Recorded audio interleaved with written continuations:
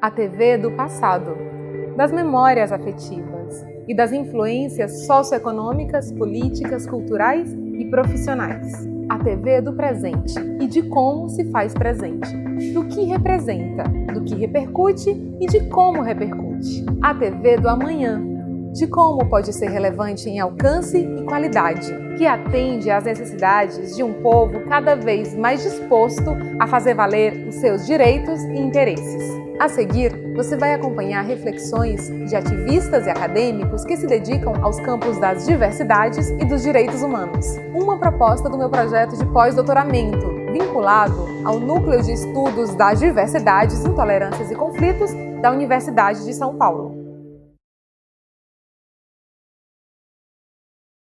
A Nádia é uma mulher de 43 anos, moradora de uma favela de Belo Horizonte. Sou filha de santo de um centro espírita, uma casa de Omolocô, aqui em Belo Horizonte, né? Formada em História, especialista em História e Cultura Mineira, finalizando uma especialização em Políticas Públicas para a Juventude, com uma experiência de trabalho em ONGs e em políticas públicas de atendimento a jovens e prevenção à violência e criminalidade. E uma experiência mesmo em garantir direitos humanos, articulação social, mobilização comunitária, em prol aí da discussão racial, a discussão das mulheres, das comunidades de periferia. Eu tenho assim, eu não ficava muito à frente da televisão, sabe? Não era uma criança, nem adolescente que assistia televisão 24 horas, embora a televisão ficasse na minha casa ligada por vários momentos, mas a gente ainda conseguia, no meu período de infância e adolescência, tinha uma coisa muito da rua, de brincar na rua, ter os colegas, né? A questão da escola. Então, a televisão não era tão central na casa. Então, e também não tinha essa coisa, né? Dessa alucinação por televisão. Mas tem alguns programas assim que eu me lembro bem do período da infância. Um programa local, que chamava Clubinho da Tia Dulce, depois eu lembrei o nome do programa, que era como apresentadora de uma TV que é afiliada do SBT aqui em Belo Horizonte, aqui chama, né, TV Alterosa, e é um programa infantil de auditório com uma apresentadora que era a Tia Dulce. Era uma mulher, eu acho que na época ela devia ter entre os 25, talvez 30 no máximo, e se vestia com um macacão, mais despojado, e cantava, brincava com as crianças, e tinha alguns personagens, assim. Esse programa, na minha infância, e eu acho que na infância de várias crianças da minha geração, foi bem marcante, assim, que era o programa da Tia Dulce. E todas as escolas levavam as crianças para esse programa de auditório. Então tinha essa coisa também de todo mundo ficar esperando o momento que a sua escola ia na televisão ver, assistir e conhecer pessoalmente a Tia Dulce.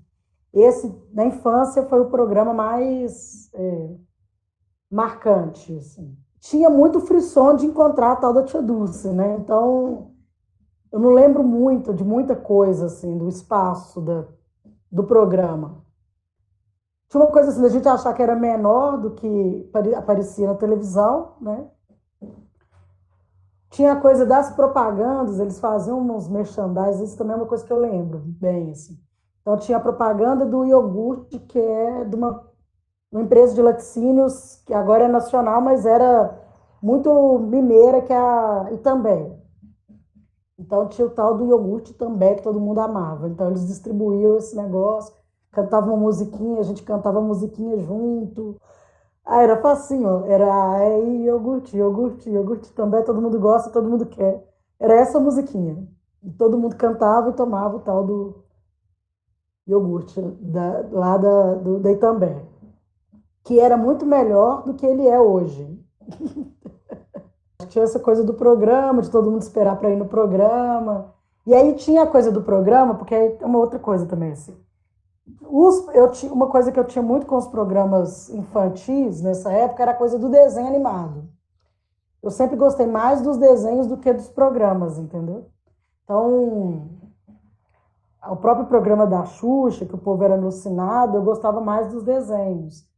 Depois, já no período da minha adolescência, tinha um outro programa que era mais infantil, mas eu gostava dele, que era... Eu nem citei. TV Colosso. Esse é o, né, assim, o frisson da turma, TV Colosso. Mas muito em função dos desenhos animados. Eu acompanhava muitos desenhos, tanto na Globo, no SBT, na própria Manchete, que é da minha época, né? A Manchete tinha uma grade de desenhos muito mais sofisticada do que os outros canais, eu acho. Assim. Tinha muito desenho que tinha uns traços diferentes, né? Assim, desenhos... Hoje a gente falaria que é mais cabeção, sabe? Isso eu lembro um pouco. E era num horário diferente. Esses desenhos já eram mais no fim do dia, já aproximando do horário das novelas, assim. Acho que de infância é mais isso, assim. Mas na infância, né, na verdade, foi o auge do programa, um programa na TV Mulher, um programa da Marília Gabriela, que era um programa, acho que da Globo, né, era um programa diário, passava nas manhãs. Eu não assistia muito o programa, mas eu ouvia porque a gente ficava fazendo os deveres né, da escola, as atividades da escola, e eu ouvia, minha mãe assistia esse programa e eu ficava ouvindo. Era um programa um pouco referência, assim. Era bem na infância. Eu acho que ele é da década de 80, esse programa. Eu sou de 77, então acho que é no meio para o final de 80, no final dos anos 80, eu acho que é isso. E aí tinha uma entrevista que depois eu assisti várias vezes depois, assim. Quando agora com a internet, né, assim, eu tenho essa mania de ficar assistindo entrevistas e programas antigos, e esse é um que eu assisto bem. E uma entrevista que eu lembro dessa época, assim, que marcou, que era uma entrevista com a Elis Regina, tinha a coisa dela fumar na televisão e tal, que era muito forte, né? E o programa, de maneira geral, era muito forte. Tinha uma música da abertura que eu lembro, que era uma música da Rita Lee, falava que é cor-de-rosa choque, não provoque, é cor-de-rosa choque, que tem a ver com esse período da emancipação feminina mesmo, né? Mulher indo para o mercado de trabalho, essa coisa. Mas esse programa e essa entrevista em especial é um programa que eu lembro bem, assim, da infância. Que eu ouvia mais do que assistia, mas a voz da Marília Gabriela é bem familiar, assim, desse período. Engraçado que hoje eu estava assistindo um outro programa dela, uma outra assistindo um vídeo da entrevista, de parte da entrevista da Hebe. Num programa, ela já estava em outro canal, acho que já no SBT, mas isso é mais recente já, né? Mas eu estava reassistindo isso. Eu adoro assistir programas de entrevista antigos. Eu gosto muito de biografias. Então, na literatura, o que eu mais gosto é biografia. Então, quando é um programa de entrevistas, eu gosto mais, assim. E aí, quando essas entrevistas... Aí eu gosto de ficar assistindo entrevistas antigas, né? Essa coisa de comportamento, eu gosto um pouco disso. Então, eu gosto de localizar isso, assim, a história do indivíduo no contexto histórico geral, entendeu? Então, assim, essa entrevista da década de 80. O que estava passando na década de 80? É legal as pessoas falarem do comportamento delas, da vida delas. Mesmo que sejam artistas e tenham outras histórias de vida muito diferentes das minhas, assim, mas eu acho interessante fazer essa junção, sabe? Acho que aí talvez eu acho que mais já para a adolescência, né, assim, a crítica, né? Eu consigo fazer agora de um outro jeito, mas mais na adolescência tinha um incômodo com alguns programas de auditório, né? Assim, esse modelão dos caras à frente, as meninas atrás dançando, essa coisa que se repete, né? Muitas vezes é o Gugu, o Raul Gil, o Chacrinha, o Bolinha, é o mesmo modelo, né, de programa, assim, que perdurou muito tempo, né? Ainda é assim, né? Um homem na frente, ditando tudo, e as mulheres atrás dançando. É um pouco estranho, né? Me incomoda, me incomodava assim, na adolescência para cá. Uma coisa que era engraçado, que ficou muito na minha memória, que eu também escuto, lembro da voz, do som, que era a coisa da censura, né? Que eu já sou do final do período da ditadura, mas assim, peguei os resquícios ainda desse pós-ditadura aí. E aí na televisão aparecia em alguns. Isso eu me lembro mais na Globo, mas eu acredito que devia ser em todos os outros canais, que era um ofício da justiça em relação à censura, né? Falava, olha, esse programa não é permitido para tal faixa etária. Então tinha um momento da televisão, por volta de 8 horas da noite, que parava a programação e aparecia esse documento na imagem da televisão. Isso é uma coisa que eu guardo assim na memória. Que esquisito era aquilo que estava parando, né? Tava uma programação num ritmo. Aí de repente para tudo e passa aquele negócio. Era estranho, porque era um documento datilografado. Aí eles meio que colocavam na tela assim o documento. Era esquisito aquilo. Eu tenho memória desse documento, de ver esse documento assim. Isso é um negócio que me chamava atenção, sabe? Na infância tinha alguma questão que era, por exemplo, né, assim, eu não ficava na frente da televisão o tempo todo, a gente tinha essa relação com a rua, mas assim, por mais que não tivesse uma influência tão forte, como eu já via em outras casas, outros colegas e tal, a coisa da Xuxa é inegável, né? Assim, questão de que na mesma época querer usar bota, querer usar a sandalinha da Grandene, da apresentadora, essas coisas, elas aconteciam. Não tinha uma coisa muito forte, mas tinha, né? Agora, tinha uma coisa que eu acho que essa na minha família era muito mais forte do que essa coisa das roupas, que era a questão das músicas. Então, a trilha sonora que a família inteira ouvia, e a família, assim, o meu núcleo, mas os primos, os tios, eram os LPs das novelas. Então, tinha novela naquele semestre, né? Aquela novela lançava ali 2 ou 3 LPs, e depois CDs, né? Assim, um nacional, um de músicas nacionais, internacionais. Então, tinha um frisson na família de todo mundo, de alguma maneira, não sei como, tirar dinheiro para comprar o tal do LP e CD. Então, tinha o final do ano. Vamos fazer amigo oculto. Isso já quando melhorou um pouco, mas quando não tinha grana, alguém comprava um LP e era a trilha daquele Natal, daquele Réveillon, entendeu?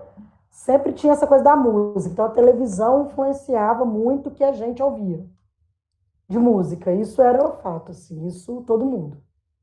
Eu ainda tenho esses LPs e tenho os CDs, entendeu? Não escuto mais, mas eu ainda tenho. Então tinha muito essa coisa da capa do LP, das músicas, disso ser uma trilha sonora da família. Então era a música do sábado, a música do almoço de domingo, o aniversário, vai fazer festinha de aniversário de fulano, traz o o LP da novela. Era isso, entendeu? Aí, né, tem essa história que eu contei um pouco do programa da Marília Gabriela, lá da minha mãe, eu ouvi. Minha mãe é uma dona de casa, não trabalhava fora, né, assim, não estava no mercado formal de trabalho, ela trabalhava em casa, depois que ela ficou viúva, antes disso ela foi empregada doméstica.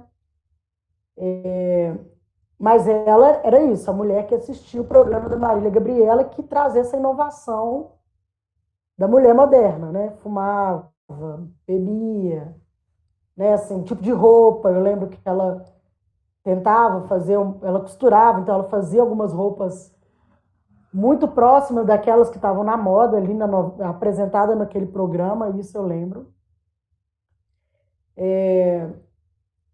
Uma personagem de novela que eu acho que influenciou muito a minha mãe, minha tia, era a Viúva Porcina.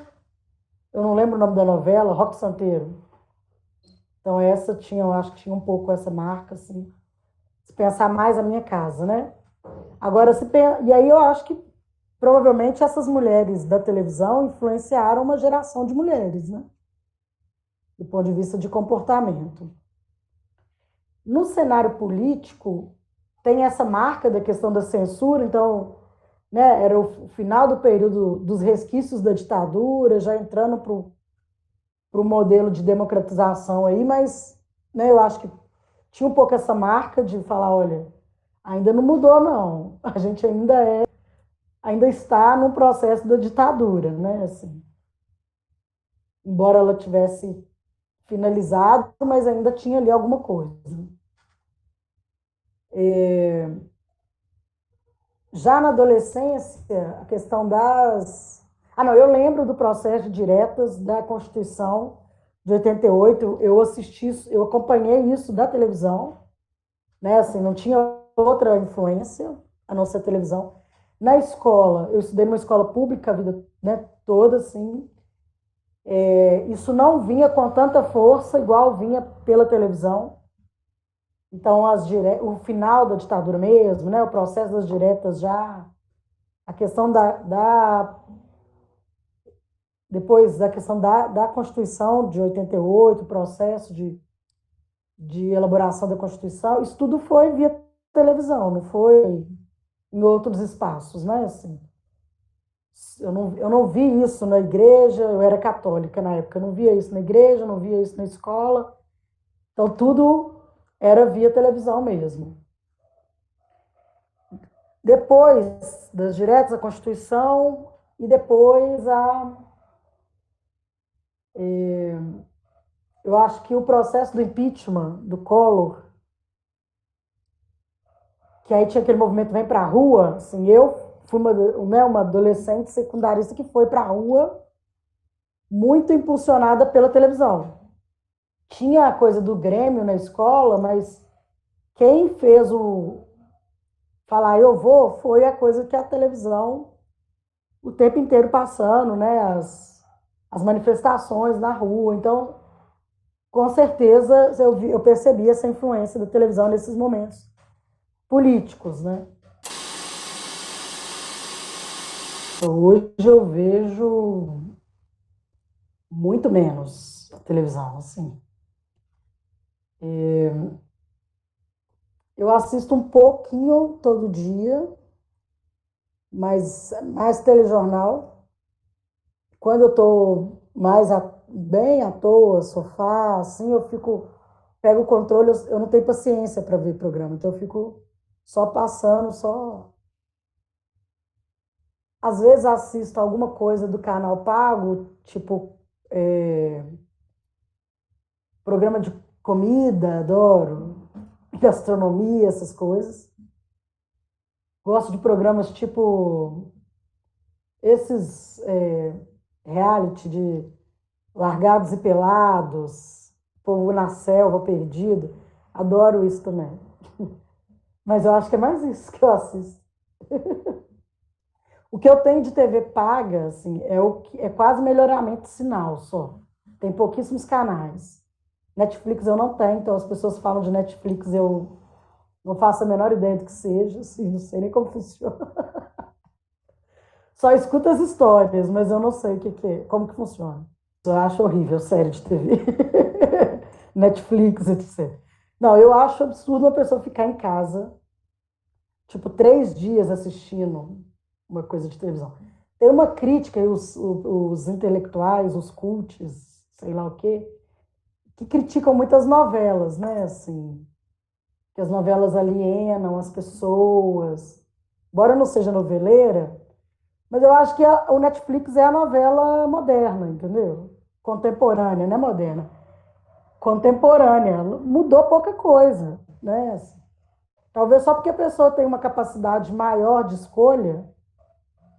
Para mim, o ponto da alienação é o mesmo, não muda, né? Assim, o mundo lá fora girando, pau quebrando, e as pessoas 4 dias dentro de casa assistindo série, é isso mesmo?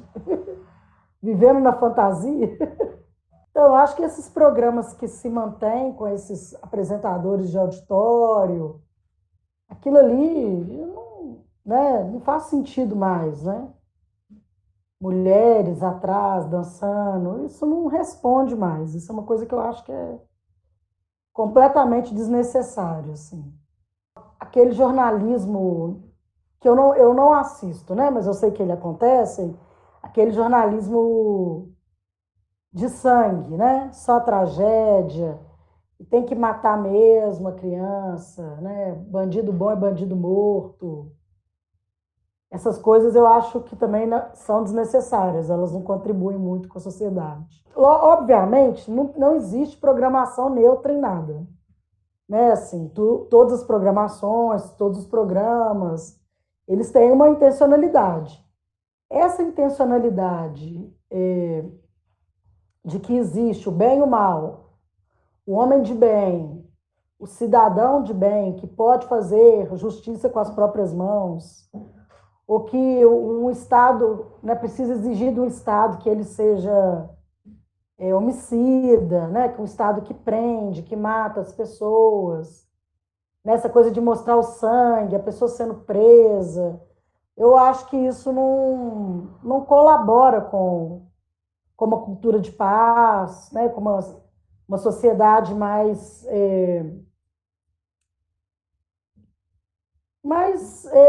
que garanta os direitos, né, dos seus cidadãos, cidadãs. Eu acho que isso ela colabora muito mais para uma manutenção de uma indústria da miséria, para uma indústria da segurança. Você tem uma indústria da segurança que se alimenta desse tipo de jornalismo, né? Quanto mais inseguras as pessoas se sentirem, melhor. Porque elas vão querer mais cerca elétrica, elas vão querer mais portão eletrônico, elas vão querer mais segurança armada. Então, esse tipo de jornalismo ele colabora com uma lógica do capitalismo, né? Das indústrias, das mega indústrias, né? A indústria da arma, a indústria da droga. Por isso que eu não gosto. A cultura do medo. E no caso dos apresentadores que se mantêm com as mulheres dançarinas ao fundo e tal, é a materialização do machismo e do racismo, do sexismo, né? Assim, eu acho que isso só mantém a coisa como a gente está, né? Assim, eu gostaria de falar que não é relevante para minha vida. Mas né, assim, eu não estou na bolha, né? Eu não vou fazer aqui minha bolinha ficar dentro dela, não tem jeito.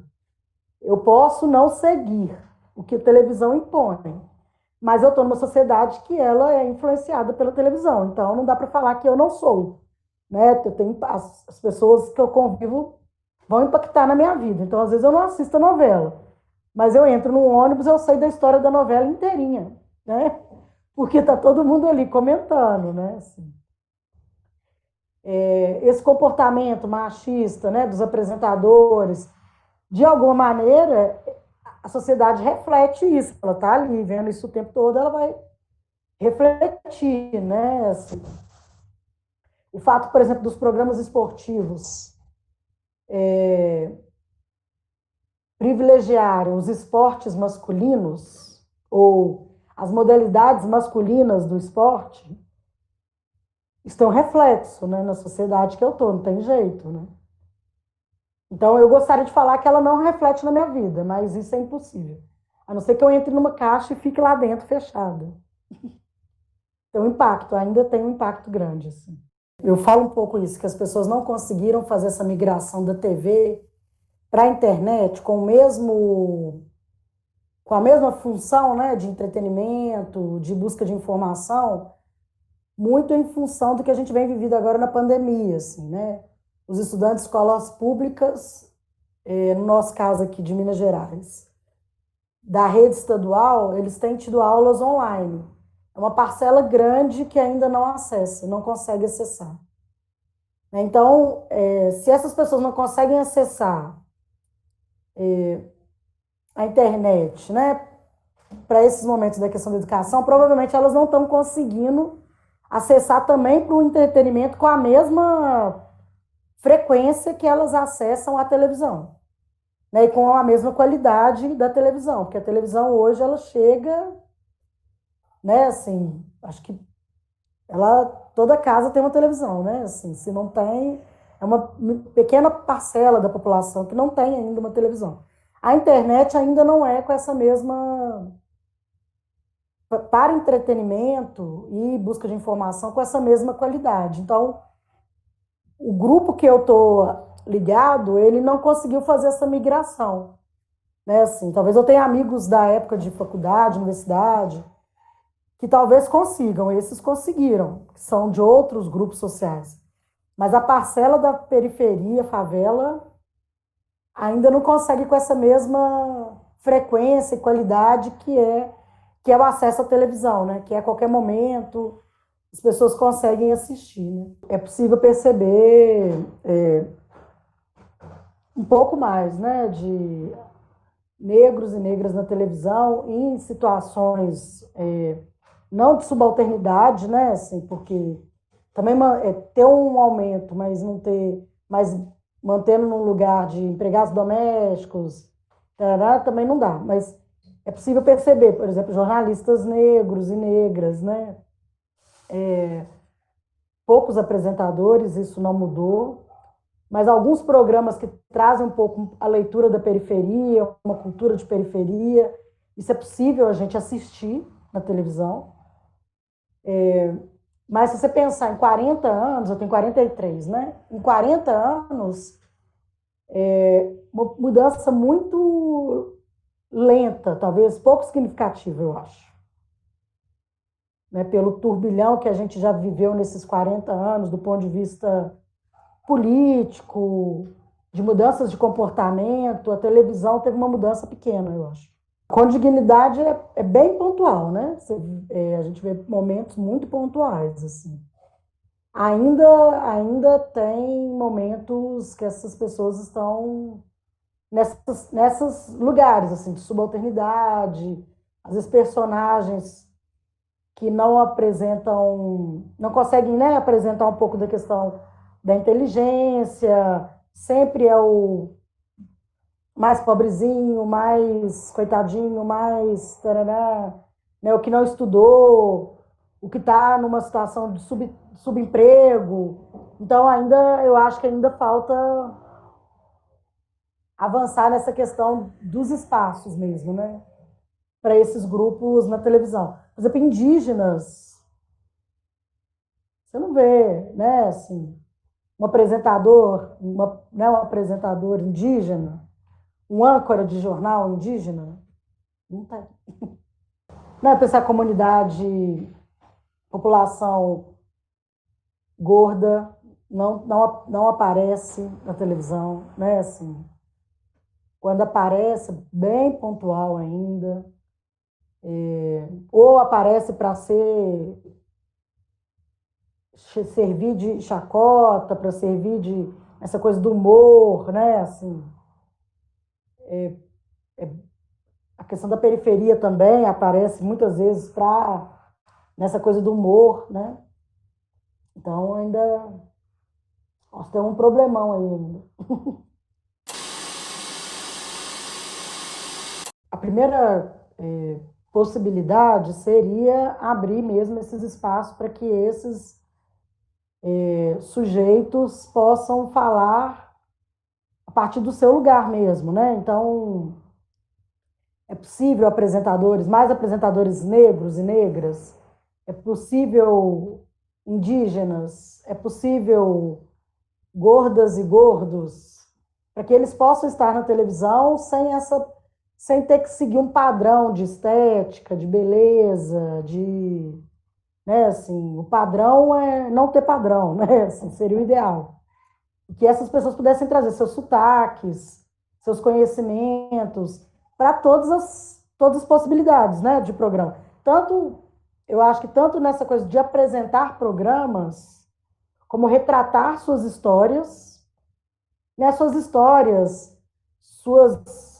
pensamentos, né, suas críticas, como também estarem atrás das telas, né, como diretores, programadores, né, câmeras, né, porque são outros olhares, né? Também não adianta você ter um apresentador ou uma apresentadora indígena que ela segue um roteiro de um diretor de televisão que não sabe o que significa ser um indígena, né? Então, é preciso ter gente na frente, nas telas, na frente das telas e atrás também, né? Assim, nesse sistema complexo que é a televisão. Acho que o primeiro ponto é esse, sim.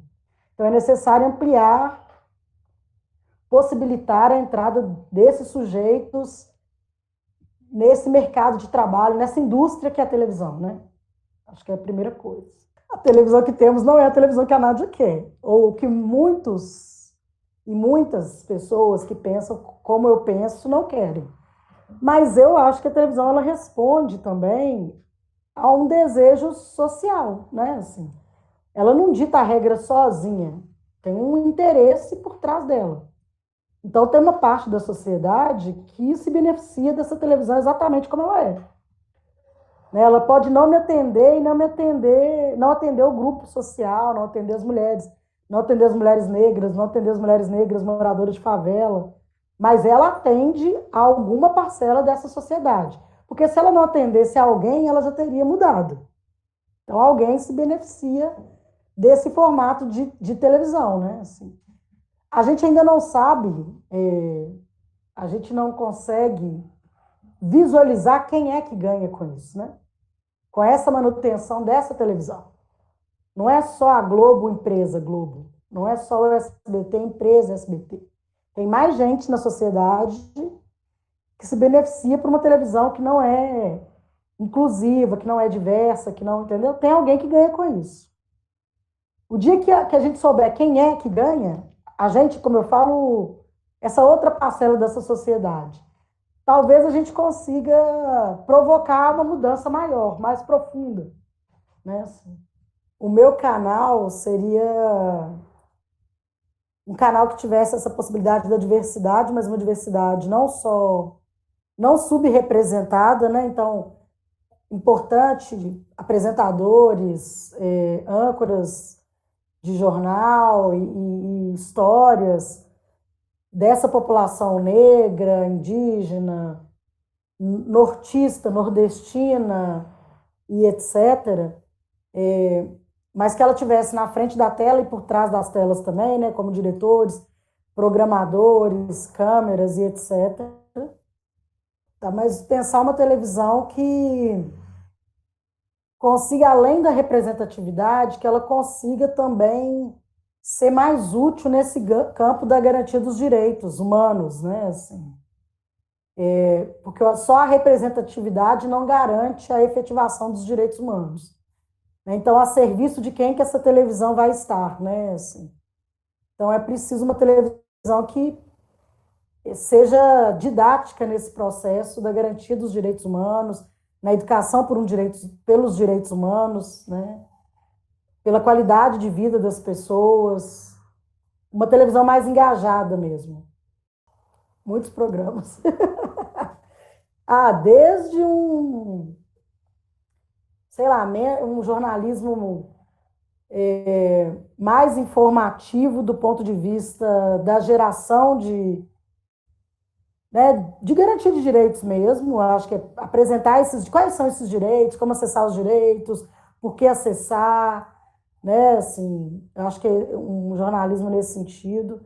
Eu acho que, no caso do esporte, por exemplo, apresentar, por exemplo, a questão do esporte, muito mais do que ter uma programação voltada para essa indústria do esporte, né? Ser uma programação voltada, por exemplo, à prática do esporte como possibilidade de acesso à saúde, né? O esporte como como direito, não só como mercadoria também, né? Assim, que as pessoas pudessem contar as suas histórias, né? Assim, sem romantizar, sem essa obrigatoriedade de venda ou de estigmatizar algum grupo, né? Que essas histórias pudessem ser contadas com muito mais verdade na televisão, né? Existem possibilidades dessa televisão de alcançar de um jeito muito diferente, né? Se pensar canais de cidadania, a questão da audiodescrição, então coisas que são pouco exploradas, assim. Mas, além disso, eu acho que a televisão, se ela se portasse, né, como um ponto de uma rede de proteção social aí na nossa sociedade, ela teria, talvez, multiplicado os seus benefícios, né? O que é o ser um ponto de uma rede? Ela ser como um elemento que conecta mesmo pessoas, instituições, pensamentos, possibilidades mesmo nesse processo de garantia de direitos.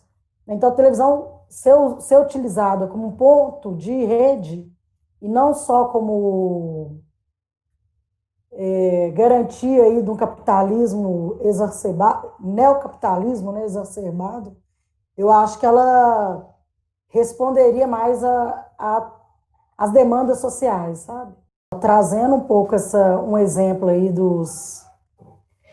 né, da garantia dos direitos de criança e adolescente, né? Se a gente pensar a situação de jovens, adolescentes negros, pobres, que estão aí nas unidades socioeducativas, né, que cometeram algum delito, algum ato infracional, e que eles estão privados de liberdade, mas para um processo que deveria ser um processo formativo para que eles conseguissem se responsabilizar pelos atos cometidos.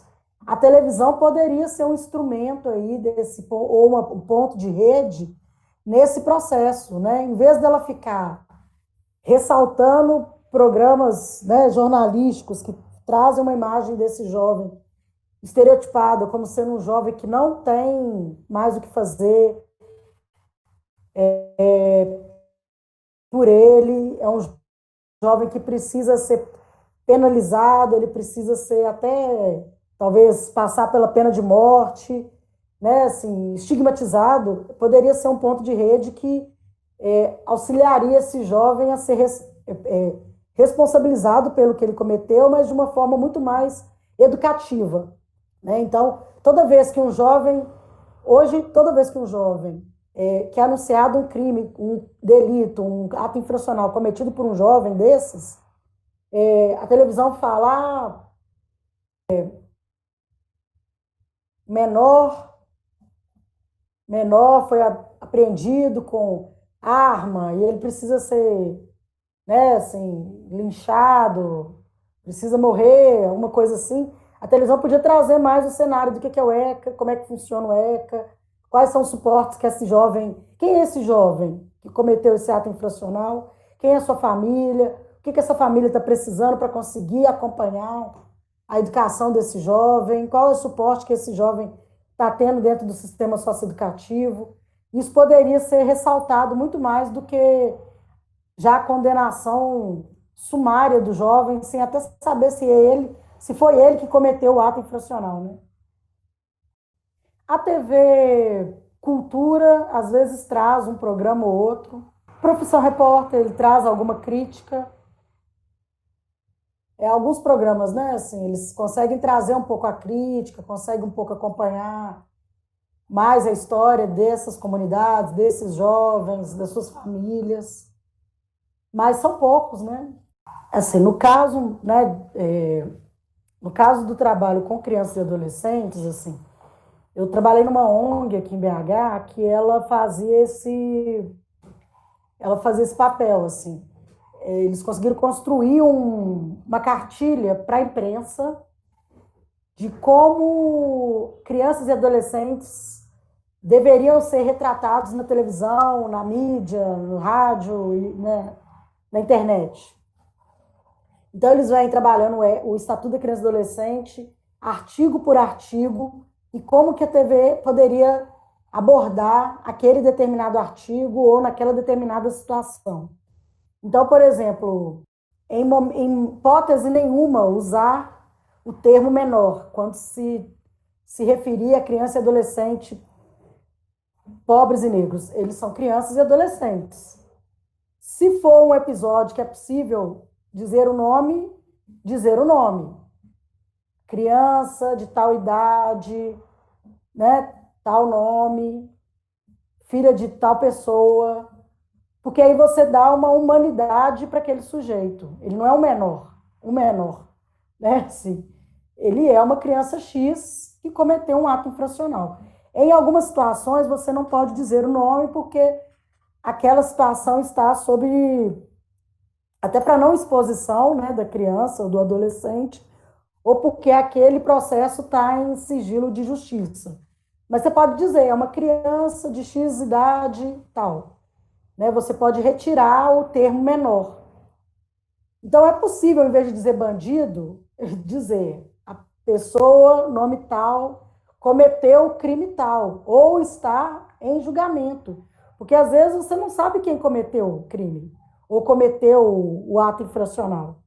Né? Assim, a televisão ela não é juiz, não é ela que vai determinar quem foi que cometeu o crime ou não. Se aquilo não foi julgado, né, a nossa sociedade escolheu um sistema de justiça criminal que tem lá quem é o departamento que vai falar a sentença.